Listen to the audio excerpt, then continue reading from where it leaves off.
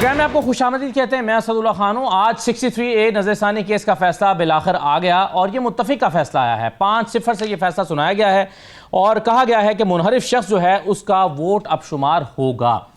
अब इसको देखा जा रहा है आइनी तरमीम के तनाजुर में। समझा जा रहा था कि आइनी तरमीम इस फैसले पर इन्हिसार कर रही है। आज इसका जिक्र भी अली ज़फ़र साहब ने अदालत के सामने किया, जिसका बुरा भी माना चीफ जस्टिस साहब ने और तौहीन अदालत की तरफ इशारा भी किया कि ये तौहीन अदालत हो सकती है जो बात आप कर रहे हैं। फिर मुफादात के टकराव का जिक्र भी अली ज़फ़र साहब ने किया। उन्होंने कहा कि तासुर यह है कि इस फैसले से आईनी तरमीम होगी जिससे आपको फ़ायदा होगा और ये आपके कॉन्फ्लिक्ट ऑफ इंटरेस्ट के ज़ुमरे में आता है, इसलिए आपको नहीं सुनना चाहिए। ये सब बातें भी हुई, लेकिन बहरहाल फैसला आज आ गया और ख़बरें यह हैं कि 8 तारीख को कोई इजलास होने जा रहा है। उस 8 तारीख के इजलास में आईनी तरमीम हुकूमत पेश करना चाहती है। लेकिन मौलाना फजल रहमान साहब ने इस फैसला आने के बाद आज एक प्रेस कॉन्फ्रेंस की है और उस प्रेस कॉन्फ्रेंस में उन्होंने वाज़ेह तौर पर यह कहा है कि हम इस तरमीम में हुकूमत का साथ नहीं दे रहे और फिर सवाल उठाया कि इतनी उजलत क्या है, जल्दी की वजह बता दी जाए। मौलाना फजल रहमान कह रहे हैं अब जाहिर है 25 अक्टूबर, अगर 25 अक्टूबर ही कोई ऐसी वजह है हुकूमत के नज़दीक तो हुकूमत की वजह बयान करने से कासिर है। लेकिन मौलाना फजल रहमान के सवाल उठा रहे हैं कि उजलत की वजह क्या है। दूसरी तरफ तहरीक इंसाफ का एहतजाज इसी मौजू पर होने जा रहा है। वो समझते हैं कि आइनी तरमीम हो रही है, ये तरमीम पाकिस्तान के लिए, अदालत के लिए, आइनी ढांचे के लिए ठीक नहीं है और वो समझते हैं कि इससे एक्सटेंशन मिलने जा रही है चीफ जस्टिस को, जिसके खिलाफ वो एहतजाज करना चाहते हैं। अब हुकूमत ये कह रही है कि मुल्क में चूंकि सूरत हाल ऐसी है, SCO होने जा रही है, मलेशियन प्राइम मिनिस्टर यहाँ पर आए हुए हैं, आप इस एहतजाज को मौखर कर दें। तहरीक इंसाफ कहती है कि अगर आप मौखर कराना चाहते हैं तो फिर आप अपनी आइनी तरमीम भी मौखर कर दें। हुकूमत कहती है कि आइनी तरमीम हम मौखर नहीं करेंगे, आप अपना एहतजाज मौखर करें। आज मोहसिन नकवी साहब ने कहा भी है कि हम हर हाल में फिर अपना फैसला कल इम्प्लीमेंट कराएंगे और अपने रिट को इस्टेब्लिश करेंगे और फिर कोई हमारे हत्थे चढ़ गया उसके साथ सख्ती से पेश आएंगे। क्या होने जा रहा है कल? तहरीक इंसाफ क्या रिव्यू कर सकती है आज रात अपने फैसले पर, कल के एहतजाज को मौखर कर सकती है? और इन तमाम चीज़ों पर हम बात करेंगे। मेरे साथ आज के प्रोग्राम में नासिर हुसैन शाह साहब मौजूद हैं, सूबाई वज़ीर हैं, पाकिस्तान पीपल्स पार्टी के सीनियर रहनुमा। बहुत शुक्रिया नासिर हुसैन शाह साहब, खुशामदीद। बैरिस्टर उमैर न्याई साहब मौजूद हैं हमारे साथ, तहरीक इंसाफ के रहनुमा हैं। हसन रज़ा पाशा साहब हमारे साथ मौजूद हैं, सीनियर कानूनदान है। बहुत शुक्रिया। मैं तमाम मेहमानों को खुशामदीद कहूँगा। मौलाना फजल रहमान साहब ने जो आज कहा कि इतनी उजलत क्या है और ऐलान किया कि हम हुकूमत का साथ नहीं देंगे, सुन लीजिए उन्होंने आज क्या कहा है। हैरत है इस बात पर कि उन्हें इस बात में उजलत किस चीज़ की और उसमें कोई इमरजेंसी मुझे नजर नहीं आ रही। एक ज़माने में हमें कहा गया कि इतवार के दिन ही करना है वरना सोमवार आएगा तो आसमान ज़मीन पे गिर आएगा। इस तरीके से लोगों पे इमरजेंसी मुसल्लत करके अन्यवा जिस तरह भी वो चाहें हम बिल की मंजूरी दे दें। मेरे ख्याल में ये बिल अपनी तफसीलात के साथ, उसूल के साथ नहीं, तफसीलात के साथ इस काबिल नहीं है कि उसको पास किया जाए, उसको सपोर्ट किया जाए और हम किसी भी कीमत पर हुकूमत के साथ प्लस होने के लिए आमादा नहीं है। नासिर हुसैन शाह साहब, एक सादा सवाल किया है आज मौलाना फजल रहमान ने कि उजलत क्या है। कल बिलावल साहब ने कहा था कि आइनी तरमीम 25 अक्टूबर से पहले हो जाएं तो मामला पूरा तरीके से हल हो जाएगा। ये बयान भी बिलावल साहब का पूरी तरह से समझ नहीं आया कि 25 में ऐसा क्या ट्रिकी पॉइंट है कि पहले पुरअमन हो जाएगा बाद में पुरअमन नहीं होगा, इससे क्या मुराद है और मौलाना के सवाल का क्या जवाब बनता है कि उजलत क्या है? बिस्मिल्लाहिर्रहमानिर्रहीम, अल्लाहुम्मा सल्ली अला मुहम्मद व आले मुहम्मद।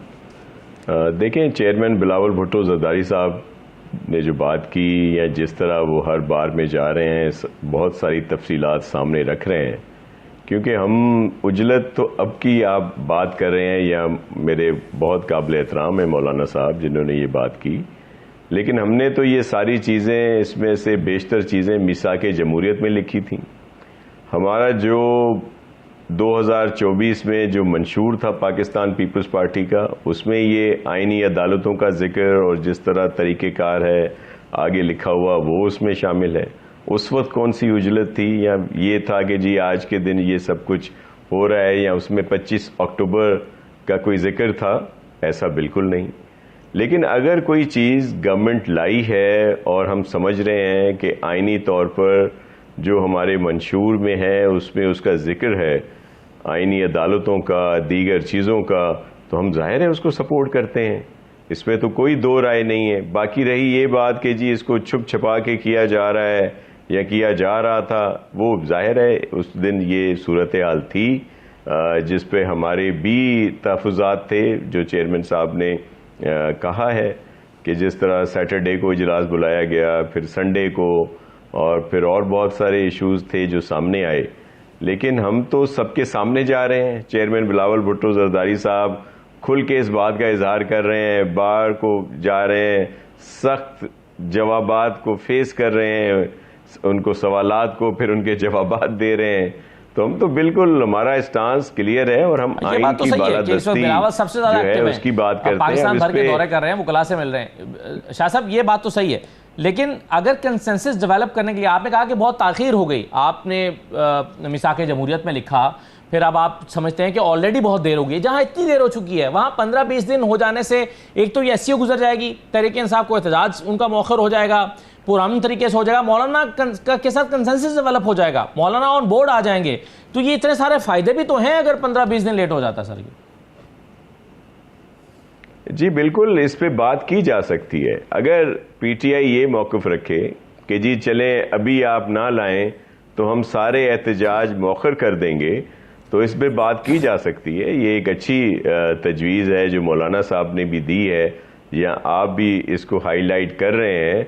लेकिन इसमें कौन जिम्मेदारी लेगा पीटीआई की कि वो इस फैसले के बाद कि जी चलें इस तरमीम को आगे कर दिया जाता है, हम कोई एहतजाज नहीं करेंगे। पीटीआई का जो तर्ज सियासत रहा है वो सबके सामने रहा है। एक तो बड़ी माजरत के साथ, जाहिर है न्याजी साहब यहाँ बैठे हैं, मैं वैसे बड़ा एहतराम करता हूँ इनका, लेकिन झूठ की सियासत रही है, और झूठ इतने तवातर से बोले पीटीआई वाले कि वो सच का गुमा हो, प्रेशराइज करें।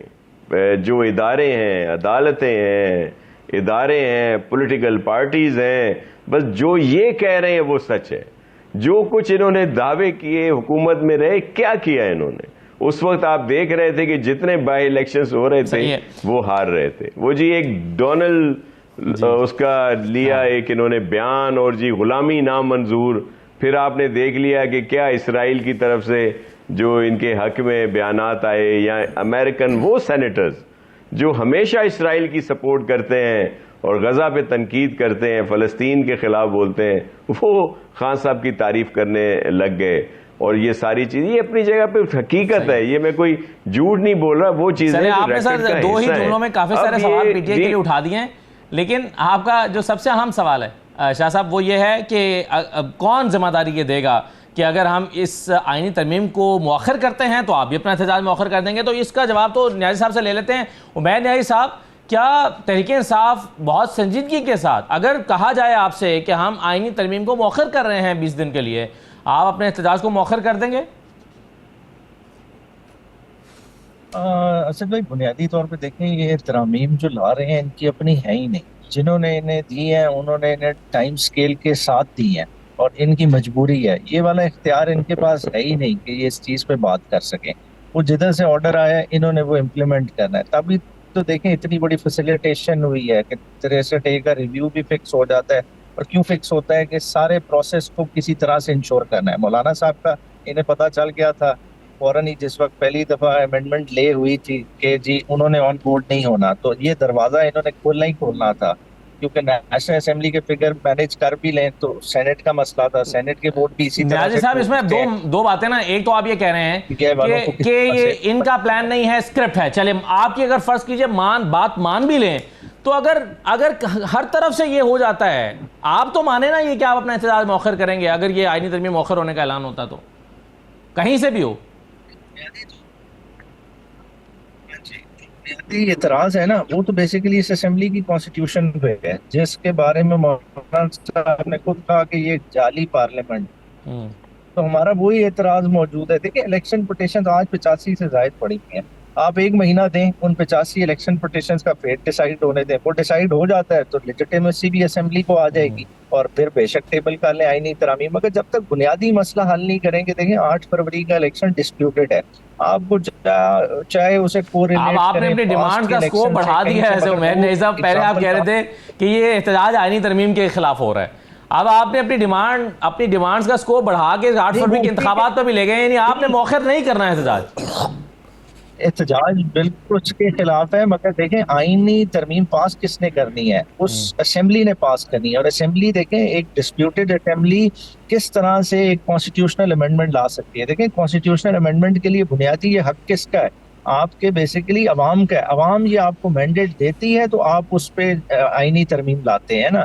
आपने देखें इलेक्शन कैंपेन में किसी का ये नारा था कि हमने कॉन्स्टिट्यूशनल कोर्ट बनानी है, ठीक है। आज सडनली आपको ख्याल आ गया क्योंकि किसी तरफ से, ठीक है, नून लीग की जरूरत नहीं। अगर ये चार्टर ऑफ डेमोक्रेसी की तरफ भी रेफर करें तो बुनियादी तौर पे देखने वाली बात तो ये है कि चार्टर ऑफ डेमोक्रेसी आप जिनके खिलाफ लाए थे, आप उन्हीं के कहने पे आ जाए। आप एक भी जुमला ऐसा हौसला अफजा नहीं बोल रहे हो। मैं न्याय साहब, मैंने कई दफा घुमा के सवाल किया, लेकिन आप ये जुमला नहीं दे रहे कि अगर ये हो जाए तो फिर हम अपना एहतजाज मौखर कर देंगे।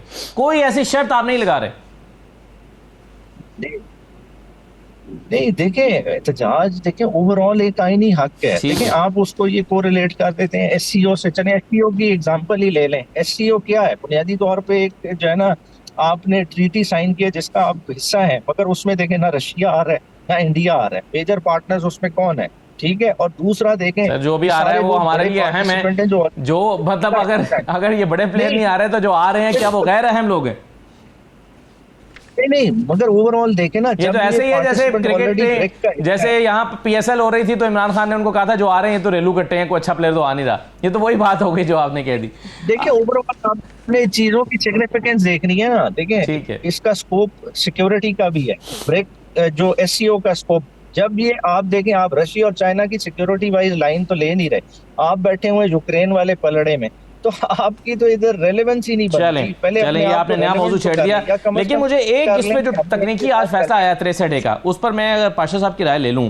पाशा साहब, ये आज जो बैरिस्टर जफर साहब बार बार कोर्ट में खड़े होकर ये कहते रहे कि हमें बेंच पर एतराज़ है, और उन्होंने कहा कि मेरे मौक्किल को भी एतराज़ है, और एतराज़ ये है कि जिस कमेटी ने ये बेंच बनाया है उसने गैर आइनी कदम उठाया है, क्योंकि वो कमेटी ही गैर आइनी है। वो 3 मेंबर्स की कमेटी होनी चाहिए। आपकी इस बारे में क्या राय है? बिस्मिल्लाहिर्रहमानिर्रहीम। असद साहब, एतराज़ टू सम एक्सटेंट वैलिड है और वो उनका हक है कि वो एतराज़ करें, ठीक। लेकिन प्रॉब्लम ये है कि प्रैक्टिस एंड प्रोसीजर एक्ट में 3 रुकनी कमेटी बहरहाल बनाई गई है, और साथ आगे ये भी लिखा है कि अगर कोई कन्फ्लिक्ट आता है तो अक्सरीती राय से फ़ैसला होगा, ठीक। फ़र्ज़ कर लें एक मुअज़्ज़ज़ जज साहब नहीं है उस कमेटी का हिस्सा, तो जो सुप्रीम कोर्ट की वर्किंग है वो तो रुक नहीं सकती। मसलन जज साहब बीमार हो जाते हैं, तातीलात पे चले जाते हैं, बैरून मुल्क चले जाते हैं, मसरूफियात होती हैं, और डेजिग्नेटेड मेंबर होते हैं सीनियर प्यूनी जज। अब आप सोचें कि अगर वो एब्सेंट है और बाकी 2 चीफ जस्टिस साहब और बाकी मेंबर मौजूद हैं, तो क्या उनके आने तक वो इंतज़ार करें? ये सारा सिलसिला रुक जाए। फॉर योर काइंड इन्फॉर्मेशन मैं ये भी आपको बताता चलूँ कि ये सिर्फ 184(3) की फिक्सेशन के लिए बेंचेस तश्कील नहीं हो रहे, बल्कि ये कमेटी सारे बेंचेस तश्कील कर रही है। इवन अर्ली हेयरिंग की जो एप्लीकेशन आती हैं वो इसकी डोमेन नहीं है, लेकिन काजी साहब ने वो भी कमेटी के सामने रखी होती हैं कि इनमें से जो अर्ली हेयरिंग की एंटरटेन करनी है वो कमेटी फैसला करे, और ये यानी इस हद तक उन्होंने अपने इख्तियारात को डिस्ट्रीब्यूट किए। अब बात रह गई, लेकिन आपने जो मिसाल दी ना कि कोई मेंबर बीमार हो जाता है, छुट्टी पर चला जाता है, लेकिन यहाँ ये सूरत हाल नहीं है। यहाँ पर एक जज साहब बतौर एहतजाज कमेटी में शिरकत नहीं कर रहे और मखसूस हालात बने हुए हैं कोर्ट के अंदर। आप नहीं समझते कि इतने अहम मामला को टेकअप करने से पहले उन हालात को ठीक करने की जरूरत है? उसका कोई तो रास्ता होगा। मैं समझता हूँ कि जस्टिस मंसूर अली शाह साहब को ज़रूर कमेटी में शिरकत करनी चाहिए थी और अपना एहतजाज वहाँ पर रिकॉर्ड कराना चाहिए।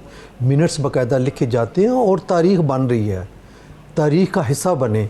इसी तरह मैं ये भी एक्सपेक्ट कर रहा था कि जस्टिस मुनीब अख्तर साहब इस बेंच का हिस्सा बनेंगे। He is very intellectual personality, बहुत अच्छे जज हैं। क्या ये अच्छा होता कि इस बेंच का हिस्सा होते और वो अगर 4 जजेस एक साइड पे हैं, उन एक जज साहब की भी कोई आ जाती, जो इख्तलाफी नोट आ जाता तो वो पढ़ने के काबिल होता। वो मतलब इस हवाले से मैं अप्रिशिएट करता हूँ उनको। तो मैं समझता हूँ कि जब तारीख रकम हो रही होती है तो फिर आपको ये नहीं देखना चाहिए कि जो अक्सरियत है वो किधर है और आप अकलियत में, आपको अपना रोल प्ले करना चाहिए और रोल प्ले होना चाहिए, नज़र आना चाहिए। तो मैं समझता हूँ कि जो इस एनालॉजी पे ये बात हो रही है कि कमेटी जब कोई फैसला करेगी तो वो करेगी मेजॉरिटी से। मेजॉरिटी से बात ये भी तो हो सकता है ना कि 3 मेंबर्स की कमेटी है, उसमें से जो 2 कह रहे हो, तो इसका मतलब ये सवाल पैदा होता है कि क्या 2 मेंबर्स बैठ सकते हैं कमेटी में, यानी 2 मेंबर्स की कमेटी हो सकती है? मैं वही बात, ये एक वैक्यूम रह गया था और वैक्यूम रह गया रूल्स बनाने में। हाँ, प्रैक्टिस एंड प्रोसीजर। लेकिन जो रूल, आपकी बात ठीक है, लेकिन जो रूल बनाया गया उस पर एक मेरी अर्ज सुन कहिए sir. Practice and procedure act में ये था कि रूल्स बनाएगी कमेटी जी, सुप्रीम कोर्ट नहीं बनाएगी, कोई और इदारा नहीं बनाएगा, कमेटी बनाएगी। कमेटी ने रूल्स नहीं बनाए। रूल्स अगर कमेटी बना देती और ये वैक्यूम फिल कर देती तो वो ज़्यादा बेहतर था। अब चूंकि इस एनालॉजी पे उन्होंने किया कि कोरम तो 2 का पूरा है, लिहाजा बार बार हमने मैसेज भेजा, वो नहीं किसने की है? जबरदस्ती नहीं, मतलब मैं अपनी तौर पे नहीं, वैसे ये जो अभी तो ये हुआ है ना, कोरम को पूरा करार दिया गया ना, मेरा ख्याल है कि करने का इख्तियार क्या कमेटी के पास है या एक सिंगल चीफ जस्टिस के पास? नहीं, ये कमेटी दो मेंबर्स बैठे होंगे जिनमें चीफ जस्टिस उन्होंने कहा कि जी हमारा कोरम पूरा है। अगर उनका फर्ज कर लें तीसरे ऑनरेबल मेंबर का, हम ये समझते हैं कि वो इस पे नहीं है, इस कंसेंट नहीं दे रहे और वो इसके अगेंस्ट है जो बेंच बनाया है, तो फिर भी 2-1 से तो बनता है। तो इसलिए कोरम की हद तक मैं समझता हूँ कि ठीक है। चलिए नासिर शाह साहब, आपने ये सुना, अभी उमैर नियाजी साहब जो हैं वो ये कह रहे हैं कि एहतजाज करना तो हमारा हक है, और वो ये कहते हैं कि जी और फिर एसईओ की सेहत पर भी कुछ सवाल जो है उमैर नियाजी साहब ने उठाए हैं। लेकिन मेरा सवाल ये है कि अब मोहसिन नकवी साहब ने जो आज कहा है, उन्होंने कहा कि जी सख्ती से निपटा जाएगा। मैं आपको सुनवा भी देता हूँ मोहसिन नकवी साहब ने क्या कहा है। क्वेश्चन मैं अपना फिर उसके बाद फ्रेम कर देता हूँ, सुनिए। मुझे नहीं समझ आ रही कि ये एक हेड ऑफ स्टेट शहर के अंदर मौजूद हो और उस टाइम पे आप धावा बोलने का ऐलान करें, ये किसका इंटरेस्ट है? प्रोटेस्ट हर एक का हक है, राइट है, करें, ज़रूर करें, लेकिन खुदारा इस प्राइस पे ना करें जब आपके मुल्क की बदनामी हो। अब अगर कोई कल ये करेगा तो उनको भी मैं एडवांस बता रहा हूँ कि उनके लिए किसी किस्म की भी कोई नरमी तवक्को ना करें। अच्छा नासिर साहब, अब मेरा सवाल आपसे ये है कि 2 सिनेरियोज बन सकते हैं। एक तो ये है कि जो प्रोटेस्ट करना चाहता है उसको आने दिया जाए, वो डी चौक पहुंचेगा, एक सड़क बंद हो जाएगी, उस सड़क में कोई 10, 12, 15 हज़ार लोग ज़्यादा से ज़्यादा अगर वो जमा हो जाएंगे और बाकी पूरा शहर खुला होगा। दूसरा मंजर ये है कि पूरा शहर बंद हो, आंसू गैस के शेल फायर किए जा रहे हों, जगह जगह लड़ाई झगड़े हो रहे हों, पूरा शहर जाम हो चुका हो। जो मेहमान हमारे आए हैं उनके लिए कौन सा मंजर ज़्यादा खौफनाक होगा सर? देखें, आप उमैर नियाजी साहब को बार बार फंसा रहे हैं। वो बहुत अच्छे इंसान हैं और वो जो पीटीआई का कोई शुरफा कैडर है उसमें शामिल होते हैं, लेकिन जाहिर है थोड़ा सा पीटीआई का असर होता है, तो उनको आप नहीं, मैं बिल्कुल नहीं फंसा रहा हूं जिम्मेदारी कि वो क्या बयान देंगे। कल को उनको शोकाज मिल जाएगा। आपके इल्म में है कि यहाँ पे उन्हीं लोगों को तरक्की मिल रही है, उन्हीं लोगों को आगे लाया जा रहा है पीटीआई में जो ज्यादा से ज्यादा एग्रेसिव हों, बहुत माजरत के साथ बदतमीजी करें, तो वो बहुत आगे आ जाएंगे। लेकिन चले देखें, 2 इशू हैं सीधे सीधे। जब मुल्क की बेहतरी की बात हो, तरक्की की बात हो, बड़े धीमे मिजाज के आदमी हैं वो, मैं वही कह रहा हूं, इसलिए ये अच्छे उसमें शुमार होता है ना।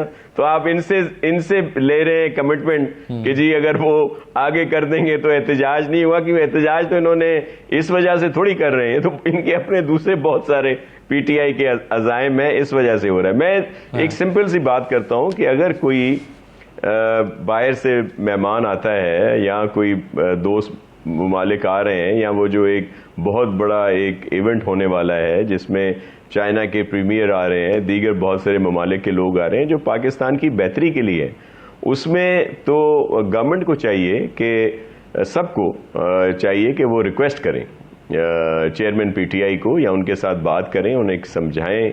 लेकिन जो बहुत मुश्किल है कि वो समझ सके इस बात को कि वो खुद ही इसको मौखर कर दें जो इनकी इस तरह का एहतजाज है, कि उसके बाद कि दिन भी यही है, सब कुछ यही रहना है, एहतजाज बाद में भी हो सकते हैं।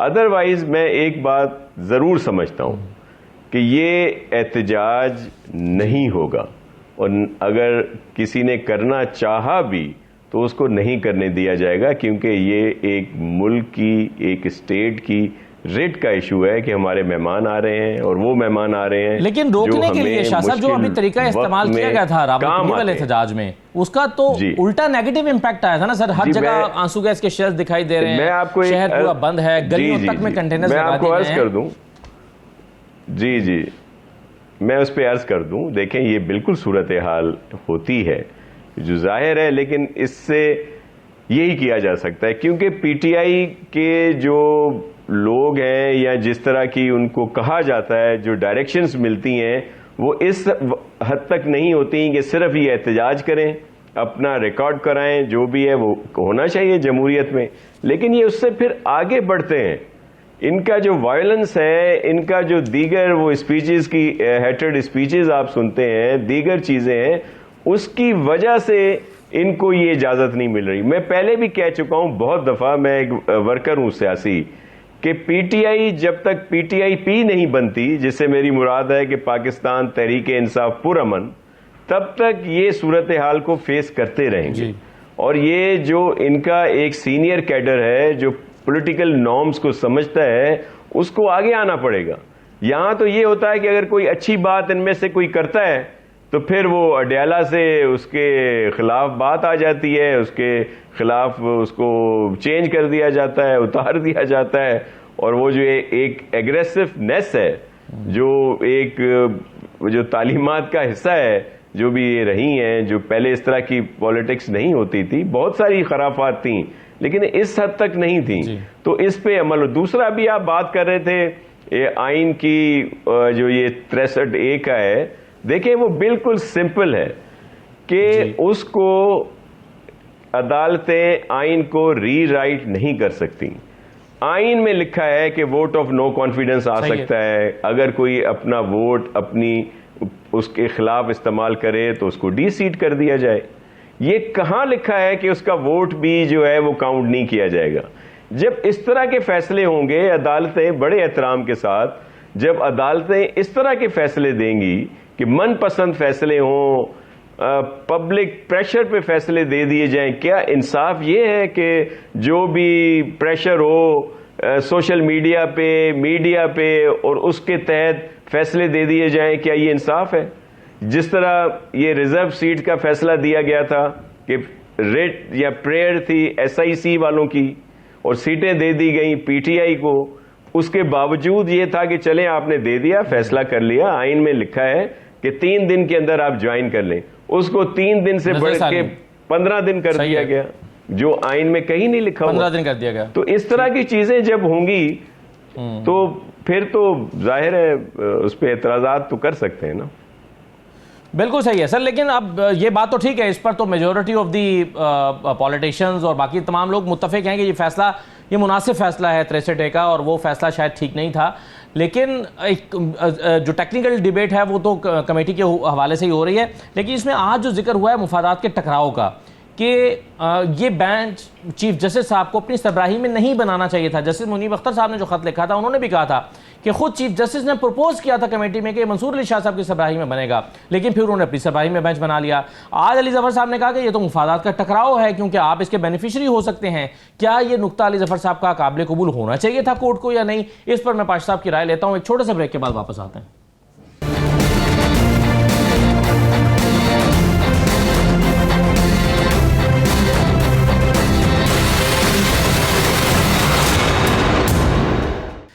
ब्रेक के बाद आपको दोबारा खुशामदीद कहते हैं। कामरान मुर्तज़ा साहब हमारे साथ मौजूद हैं। कामरान साहब, मौलाना ने तो कह दिया कि हुकूमत का साथ वो इस मामले में अभी नहीं दे सकते, यानी तासुर ये मिला उनकी प्रेस कॉन्फ्रेंस से कि अभी वक्त लगेगा जो मुसवदा आप तैयार कर रहे हैं। क्या हम सही समझ पाए हैं कि अभी आप 8 तारीख या 7 तारीख को कोई इजाज़त आ रहा है, उसके लिए आप प्रिपेयर्ड नहीं है? 9 महीने से ज्यादा लगा था शायद, तो जब उसमें जब लगा था तो इसको कम से कम इतना वो करिए कि जो भी अमेंडमेंट हैं जिस पार्टी की तरफ से उसको पब्लिक होना चाहिए, ताकि पब्लिक कंजम्पशन आए इस पे, और हमें पता चले कि क्या करना क्या है, पब्लिक की क्या राय है। पब्लिक की राय हमसे इत्तफाक करती है। मैं एक शख्स हूँ या मेरे साथ जो चंद अगर वकील हैं वो चंद इस्ताद है या पार्टी के अंदर जो है ना कुछ अफराद है, मगर इसका मतलब ये नहीं है कि हमारी राय कोई ऐसी एब्सोल्यूट है।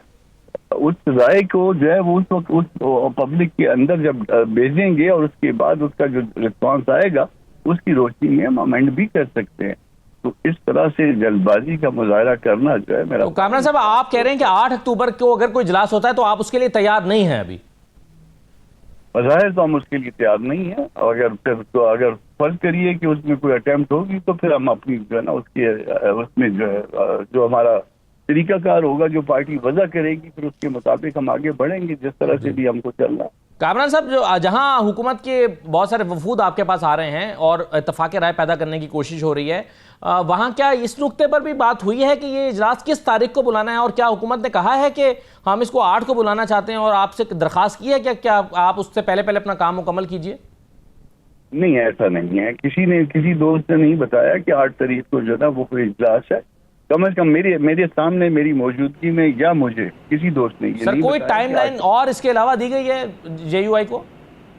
नहीं कोई, हम देखिए डेडलाइन पे हम नहीं कर सकते। डेडलाइन पे तो आज मौलाना का मौका बड़ा क्लियर आ गया ना। उन्होंने कह दिया कि जल्दी किस साथ ये दो आप ये चंगाई कॉन्फ्रेंस जो है ना, इसको ये चंगाई ग्रोथ की कॉन्फ्रेंस जो है इसको गुजरने दीजिए। कोई डॉक्यूमेंट अभी तक जो है ना ऑफिशियली शेयर नहीं हुआ, जो गवर्नमेंट की मंच है वो शेयर करें, फिर उसके ऊपर हम आपस में डिबेट करें, फिर पब्लिक की डिबेट के नतीजे में जो कुछ आए, पब्लिक के साथ साथ बार काउंसिल, बार एसोसिएशन, इन सब का जो है इनपुट आनी चाहिए। और कामरान साहब, कोई अभी तक कोई मुसव्वदा किसी हद तक आप उसको तैयार कर पाए हैं या शेयर कर पाए हैं PTI के साथ या बिलावल साहब के साथ, पीपल्स पार्टी के साथ? पीपल्स पार्टी की तरफ से आज भी जो है ना वो नवीद कमर साहब की तरफ से मुझे मैसेजेस थे, बल्कि बाद में बात भी हुई है। मैंने खुद भी उनको मैसेज किया, बाद में टेलीफोनिक कन्वर्सेशन भी है हमारी। उस कमेटी में ज़ियाउर रहमान साहब हैं मेरे साथ, तो वो आज नहीं थे। कल तक मैं खुद नहीं था, मैं कोटा में था, और आज ज़ियाउर रहमान साहब DI खान में थे।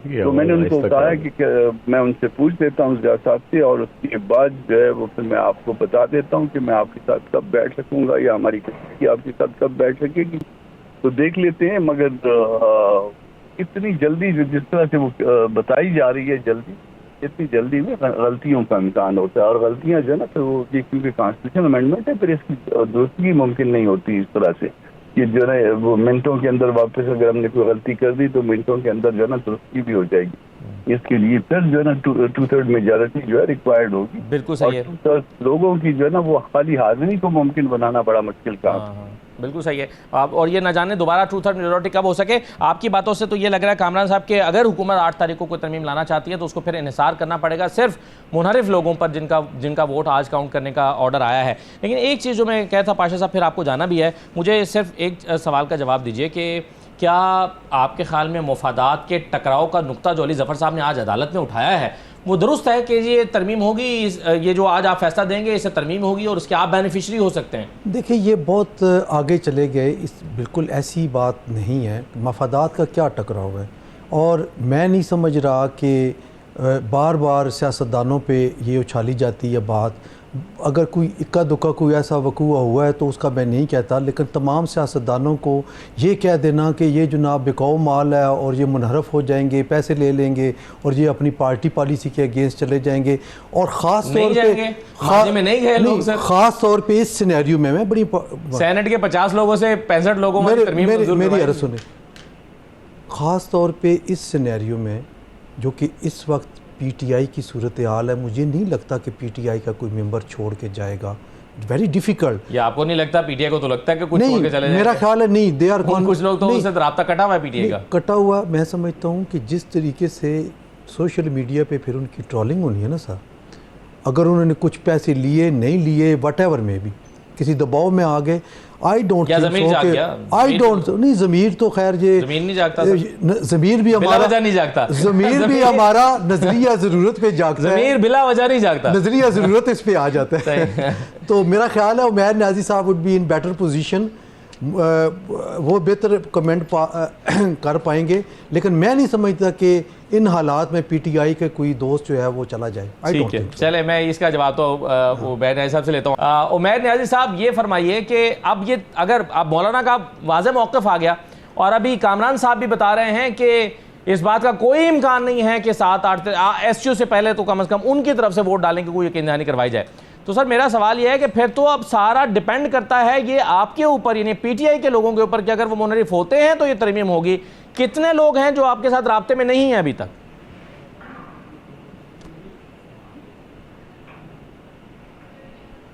देखिए, हमारे वो चेयरमैन कौर साहब ने ऑलरेडी हामिद भी साहब के में कहा था, 2 के अलावा सब लोग हमारे नेशनल असेंबली में राब्ते में हैं। और देखिए, एक और चीज जो मेजर नोट करने वाली है ना, इस दौरान अभी चले 63A वाला फैसला तो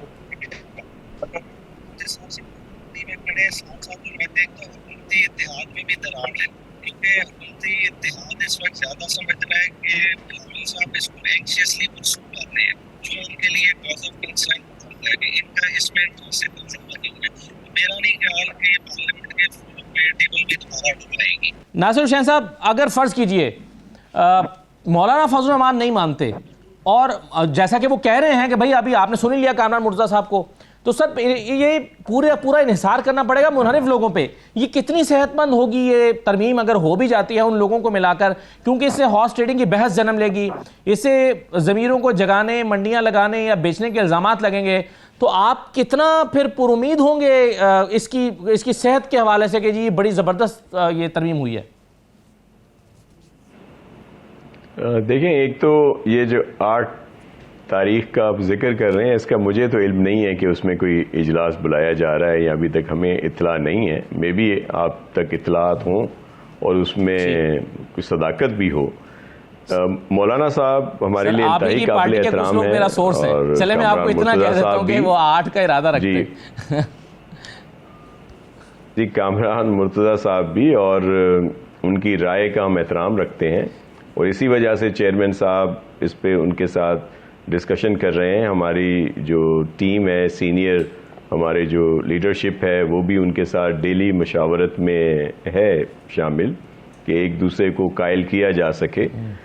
लेकिन मैं सिर्फ एक बात ज़रूर करूँगा कि ज़ाहिर है हॉर्स ट्रेडिंग या इस तरह की बात नहीं होनी चाहिए, लेकिन बड़ा अजीब लगता है जब हमारे बहुत सारे दोस्त आज ये बात कर रहे हैं। आपको एक सेनेट का चेयरमैन सेनेट का इलेक्शन याद होगा कि जिसमें गवर्नमेंट के खिलाफ जो उस वक्त की अपोजिशन थी, उनके नंबर ज़्यादा थे। जब वो वहाँ पे खड़े हुए तो वो ज़्यादा नंबर थे, जब वोट आए तो उनके नंबर कम हो गए। तो बड़े उससे कहा जाता था पीटीआई की तरफ से, जी लोगों के जो ज़मीर हैं वो जाग गए हैं। तो अब अगर कोई फैसला अगर कोई करता है उनके खिलाफ, तो वो उसका ज़मीर बिकता है, और अगर उनके साथ कोई देता है तो उसका ज़मीर जाग जाता है। अब ये तो बड़ी अजीब सी एक मंतक है। दूसरी बात जो आप राय पूछ रहे थे, जो ये बेंच बना उसके लिहाज से, तो देखें बहुत सारे इश्यूज़ जो हैं वो इस तरह के फैसले आए कि जिन पर लोगों को भी बहुत ज़्यादा ताज्जुब है कि कहा कुछ जाता था, फैसला कुछ आ रहा है, वो किस तरह है। अभी आप इस पे तो बात हो रही है कि जी इन्होंने कैसे 3 रुकनी ये बना लिया या बेंच कर लिया। इससे कुछ दिन पहले ही एक फैसला आ गया था जिसका ना रोस्ट्रम में जिक्र था, ना कोई और चीज़ थी, आपके इल्म में है, जिस पे चीफ जस्टिस साहब ने उसका नोटिस भी लिया। और एक तो चीफ जस्टिस जो मौजूदा हैं उनको भी मुतनाज़ा बनाया जा रहा है, जो आने वाले चीफ जस्टिस साहब हैं उनको भी मुतनाज़ा बनाया जा रहा है। हालांकि इसकी कोई ज़रूरत नहीं हुई है। जो मौजूदा चीफ जस्टिस हैं ये वो चीफ जस्टिस हैं जिसकी वजह से इलेक्शन मुमकिन हुए, जिसने अपने इख्तियारात नीचे दिए, और पहली दफ़ा जो लाइव इन्होंने प्रोसीडिंग्स दिखाने की कोशिश की।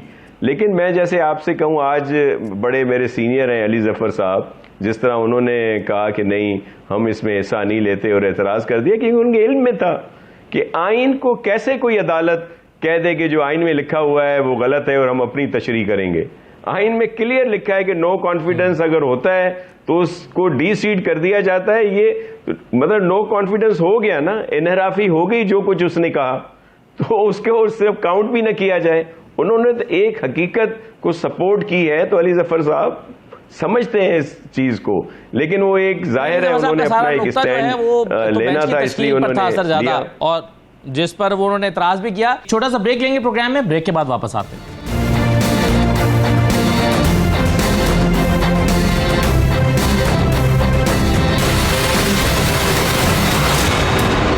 प्रोग्राम में दोबारा खुशामदीद कहते हैं। जैसे आज दिलचस्प बात यह हुई कि अली ज़फ़र साहब ने बायकॉट कर दिया, उन्होंने कहा कि फिर हम इसकी समाअत का हिस्सा नहीं बनते, और फिर साथ ही चीफ जस्टिस ने उनको जब अदालती मुआविन मुकर्रर किया तो फिर उन्होंने अदालती मुआविन बनना फौरी तौर पर कबूल भी कर लिया और फिर बाकी के दलाइल उन्होंने दिए और अपना सिर्फ रोल तब्दील कर लिया, फिर वो मुआविन बन गए, बॉयकॉट करके बाहर नहीं गए और अदालत में वो आखिर तक फिर मौजूद रहे। तो ये भी एक दिलचस्प चीज़ जो है वो हुई। वैसे आप पाशा साहब इसको दिलचस्पी से देखते हैं?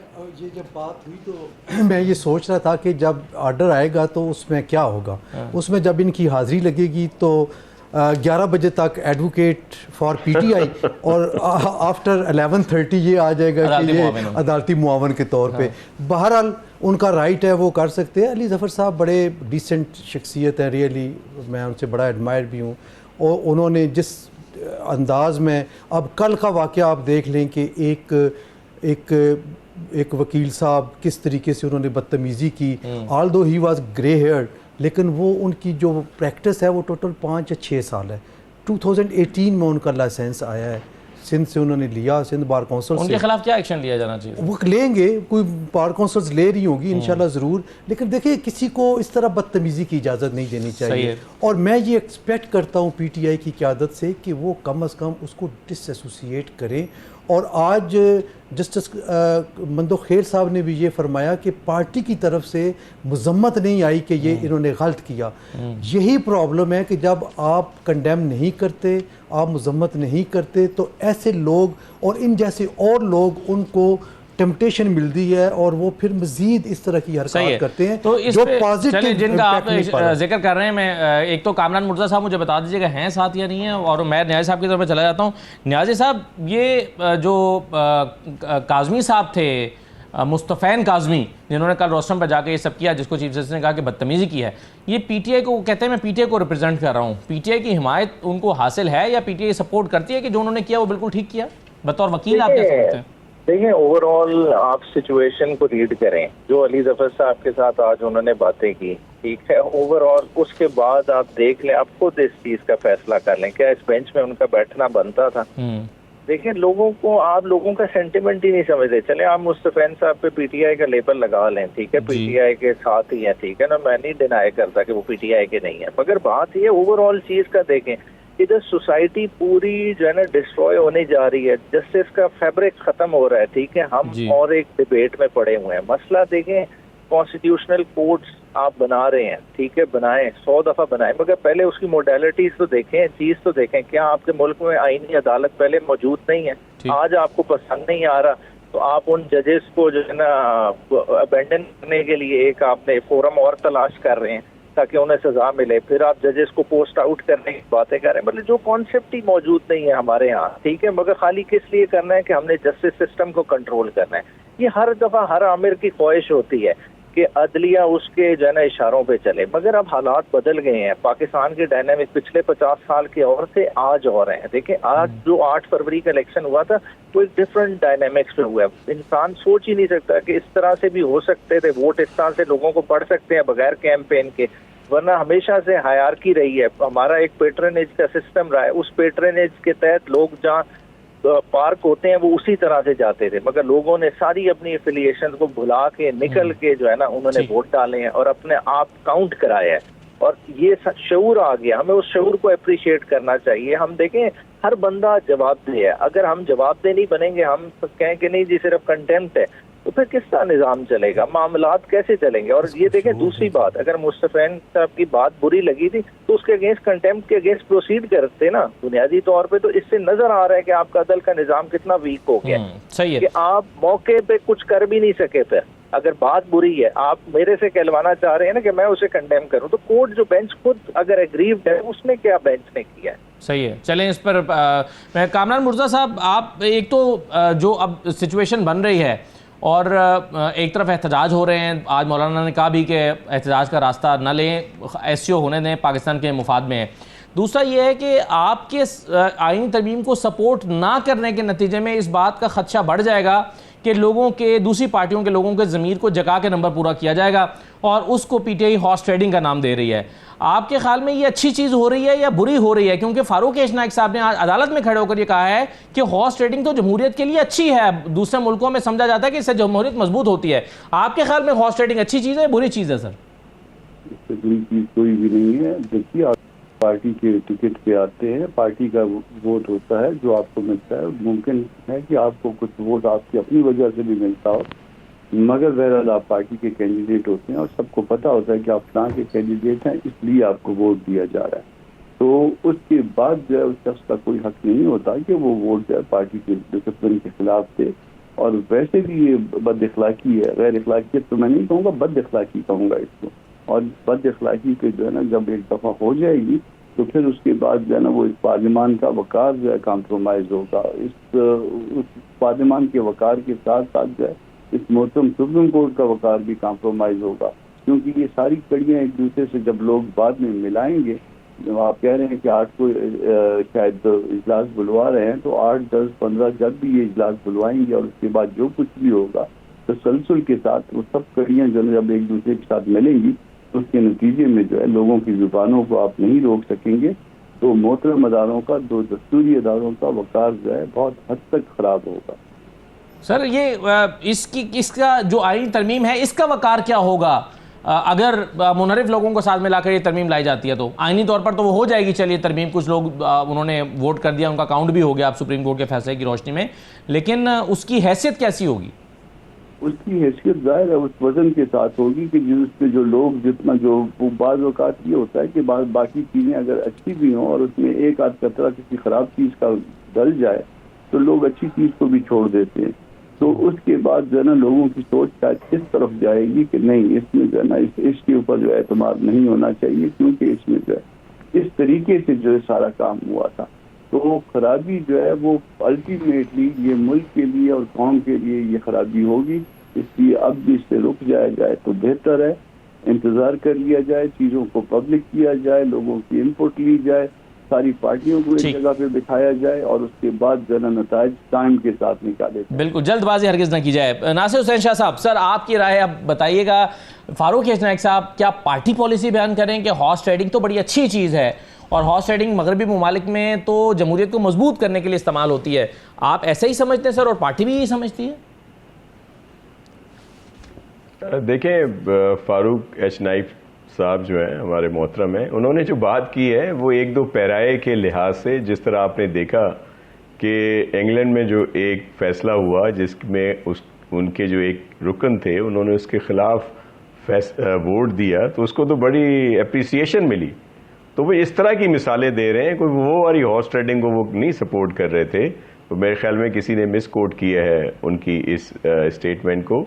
मैं सिर्फ एक बात ज़रूर करूँगा कि अभी आप कह रहे थे कि मुस्तफ़िन काज़मी साहब पर क्या एक्शन लेगी पीटीआई, तो मैं अपने छोटे से तजुर्बे के लिहाज से कह रहा हूँ कि अब आप उनका कोई ओहदा देखेंगे थोड़े दिनों में और उनको कोई तरक्की मिलेगी पीटीआई में। जिस तरह का उनका कंडक्ट रहा कल और जिस तरह उन्होंने बदतमीज़ी से चीफ जस्टिस साहब और वहाँ पे बदतमीज़ी की जस्टिस साहिबान के साथ, फिर धमकी दी कि बाहर 500 वकला खड़े हैं, आप कैसे हमारे खिलाफ फैसला देंगे। तो जो मेरी बात थी कि सिर्फ प्रेशर के तहत फैसले नहीं होने चाहिए, कि पॉलिटिकल प्रेशर क्या है, लोगों में क्या है, इंसाफ के साथ फैसले होने चाहिए। जो आइन है, जो कवानीन है, जो हकायक हैं, जो सबूत हैं, उनके तहत जब फैसले होंगे तो फिर जाहिर है वो देर पा भी होंगे। वक्ती तौर पर हो सकता है उनके खिलाफ कोई रेजिस्टेंस हो, कोई ये सोशल जिस तरह ये ट्रॉलिंग शुरू हो जाती है इस तरह की हो, लेकिन वो मुतमईन होंगे कि उन्होंने कोई गलत फैसला नहीं दिया। लेकिन यहाँ तो ऐसे ऐसे फैसले आए हैं, आप देख लें कि अगर अदालतों का इंसाफ इतना ही बेहतर है जिसके लिए आज सब ये कह रहे हैं, तो जैसे वो तहरीक चली थी जस्टिस इफ्तिखार चौधरी साहब के लिए और दीगर जस्टिस साहिबान के लिए, और जिसमें बड़े नारे लगते थे कि ये अगर बहाल हो गए तो जी रियासत होगी माँ की जैसी, तो क्या रियासत हो गई माँ की जैसी? क्या सबको इंसाफ मिल गया? यहाँ तो हमने देखा कि इस तरह के फैसले आए कि बगैर किसी जुर्म के लोगों को सजाएं दे दी गई, लोगों को जेलों में डाल दिया गया। बेटे से तनख्वाह न लेने पे एक वजीर आज़म को नाअहल करार दे दिया गया। गिलानी साहब को हटा दिया गया, जिसके लिए अब अतर मिनोल्ला साहब कह रहे थे कि उनको गलत तरीके से हटाया गया। इस तरह और बहुत सारी नज़ीरें यहाँ पे मिलती हैं। अभी आप देख लें कि फैसले किस तरह के आ रहे थे। तो अगर आईनी अदालतें होंगी जो बेशतर ममालिक में है तो एक अच्छी बात होगी। हम तो कहते हैं आईनी अदालतें वफाक के साथ साथ सूबों में भी होनी चाहिए ताकि लोगों को इंसाफ मिल सके, जो दूसरे कोर्ट्स हैं वो अपना काम कर सकें। लेकिन शाह साहब उसमें एतराज़ अब ये हो रहा है ना कि अगर आप उसको एग्जेक्टिव के अंदर कर देंगे, यानी आईनी अदालत के जो जजेस हैं और चीफ जस्टिस हैं उसको अगर एग्जेक्टिव अपॉइंट करेगी तो उसके नतीजे में फिर वो शायद ख्वाब तो आपका शर्मिंदा ताबीर ना हो सके कि जो आप देख रहे हैं, वो तो फिर कंट्रोल्ड किस्म की अदालत बनने का खदशा मौजूद रहेगा।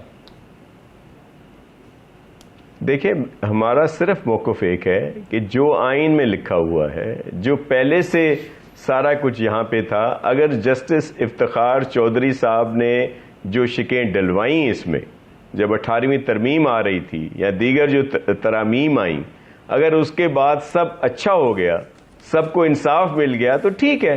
अदरवाइज यही जिन जस्टिस साहिबान की सब तारीफें करते हैं, ये जितने भी हैं, ये सब वो हैं जो इस वक्त चीफ जस्टिस हैं, सुप्रीम कोर्ट के जस्टिस हैं या सीनियर हाई कोर्ट के जस्टिस हैं, जो उस प्रोसेस के तहत आए हुए हैं जिस प्रोसेस को आज अगर लाया जा रहा है तो उस पर एतराजात हो रहे हैं।